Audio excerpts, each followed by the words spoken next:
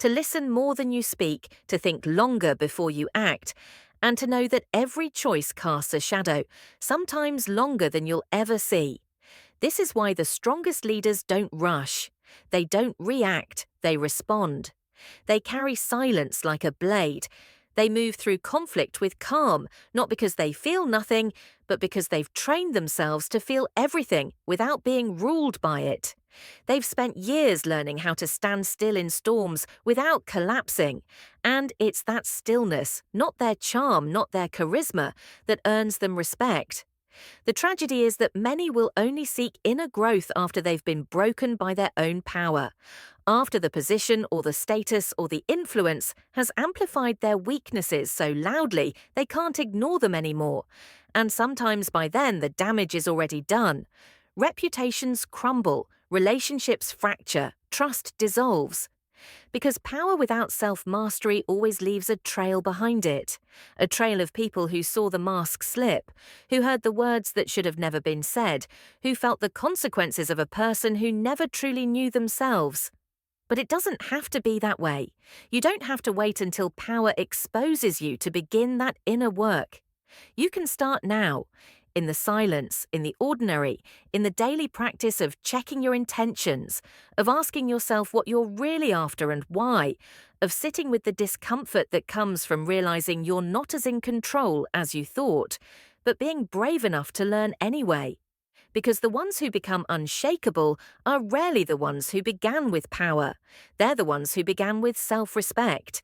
You learn to lead yourself before leading others, to hold your own emotions before holding authority, to guide your thoughts before guiding anyone's path.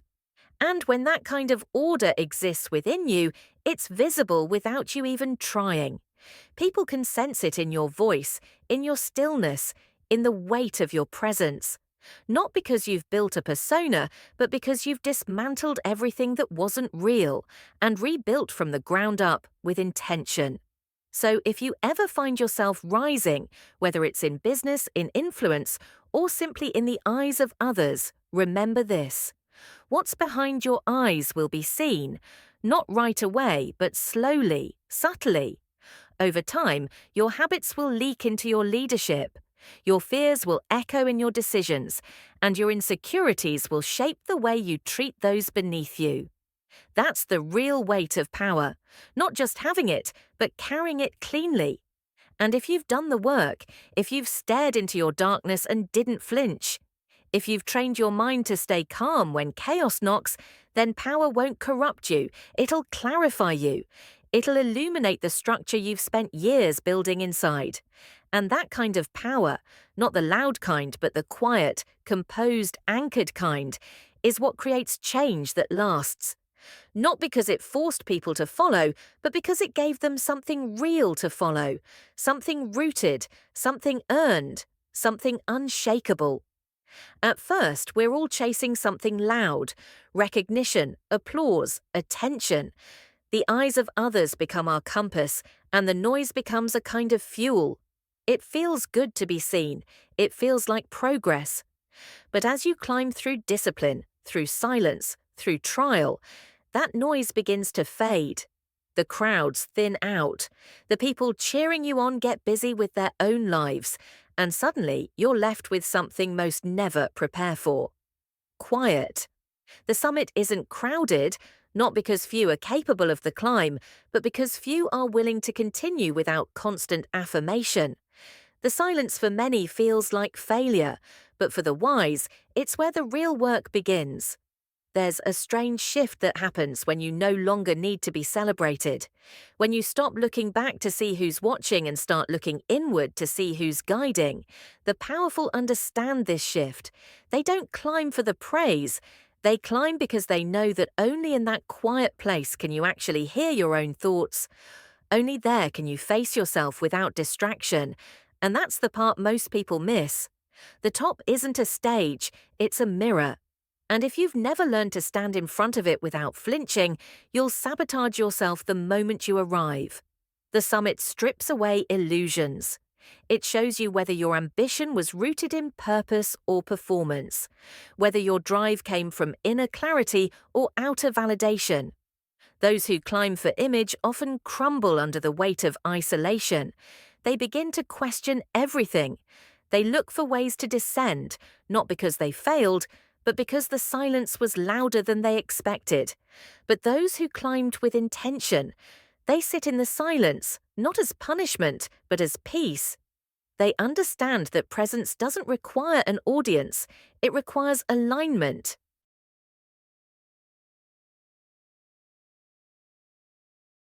It requires alignment. Carl Jung once wrote, "Solitude is for me a fountain of healing which makes my life worth living." That kind of solitude, the summit kind, is not just about being alone. It's about being so deeply connected to yourself that you're no longer desperate for connection from others. It's about knowing who you are without needing the world to agree. And in a culture that equates attention with value, that kind of self-possession is revolutionary. But make no mistake, the silence tests you. It will ask you to reconsider your beliefs, your motives, your identity. It will bring up insecurities you thought were long buried. It will challenge your patience, your confidence, your direction. And it will do so quietly, without drama, without chaos. Just a slow, steady mirror held up to your soul. And that's why so many turn back. Not because they aren't talented, but because they aren't ready to meet the person waiting for them at the top. The summit demands presence. It demands that you stop outsourcing your sense of worth, that you stop performing and start listening, that you stop collecting titles and start cultivating truth. It will bring up insecurities you thought were long buried. It will challenge your patience, your confidence, your direction. And it will do so quietly, without soul. And that's why so many turn back. Not because they aren't talented, but because they aren't ready to meet the person waiting for them at the top. The summit demands presence. It demands that you stop outsourcing your sense of worth, that you stop performing and start listening, that you stop collecting titles and start cultivating truth.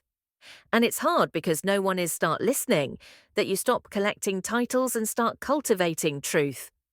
And it's hard because no one is clapping for you anymore. No one is feeding your ego.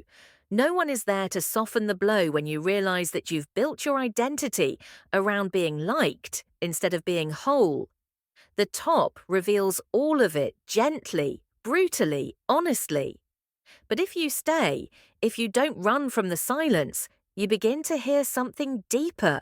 You begin to access a kind of clarity that can't be taught. You begin to lead not with noise, but with presence.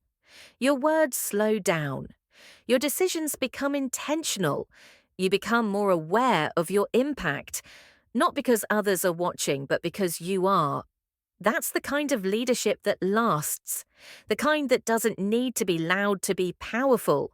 Because at the summit, you don't shout, you whisper. And those whispers carry further than the loudest noise at the base. They carry weight because they come from stillness. Because they're not reaction, they're reflection. That's what people remember. Not the ones who spoke the most, but the ones who meant every word. Not the ones who were always visible, but the ones whose presence lingered even in absence. And maybe that's the paradox. You climb thinking you'll be more seen, only to realize that the goal was never visibility. It was vision. You wanted others to understand you, but now you understand yourself. And suddenly you don't need the world to echo your thoughts. You just need to live them, embody them. Let them shape how you show up in every room, whether full or empty. This is the path the powerful walk, not because they are immune to doubt, but because they've made peace with it. They've stopped trying to outrun silence and started listening to what it says. They've stopped measuring their worth by the response they get and started measuring it by the alignment they feel. And in doing so, they build something few ever do. Self-rust. That's the real summit. Not the title, not the status, not the spotlight, but the unshakable trust in yourself to walk with purpose even when no one is walking beside you, to hold your vision when no one else can see it, to keep building when no one is watching because you're no longer climbing for them. You're climbing for something deeper, something that doesn't disappear when the applause fades, something that actually begins when the applause stops. And when people see you truly see you, they'll notice something different. You're not performing, you're not pleasing, you're just present, anchored, grounded in a sense of self that wasn't built overnight. It was earned in the quiet, in the hours when doubt crept in and you didn't run, in the mornings when no one noticed and you still showed up, in the moments when it was just you and your thoughts and you chose to stay anyway. That kind of presence doesn't need validation. It doesn't crave attention. It radiates something more powerful, certainty, not the arrogant kind, but the quiet kind. The kind that speaks even when you're silent, the kind that leads without demanding, the kind that transforms without needing credit. That's what the summit gives you if you're willing to stay long enough to receive it. So if the path ever starts to feel lonely, don't panic. It's not a sign you're lost. It might be the first real sign you're on the right track. Because the higher you go, the fewer people there are. Not because the view isn't worth it, but because few are willing to keep going when the crowd disappears. Few are willing to become whole in silence. Few are willing to lead without applause. But if you are, if you keep climbing, if you stay present, if you let the quiet shape you, you'll discover something most never do. That power doesn't come from being seen. It comes from being steady, that the summit isn't empty. It's full of meaning, of clarity, of truth. And you don't need anyone to hand it to you. You just need to arrive with your integrity intact, with your vision clear, and with your presence louder than any praise you left behind. The climb is lonely, but the view is yours. Not everyone will understand the silence you've chosen, but that silence is where your power speaks loudest. If this spoke to something deep inside you, there's more waiting. Watch one of the videos on your screen now. And thank you for being a part of Stoic Journal, where strength begins in stillness.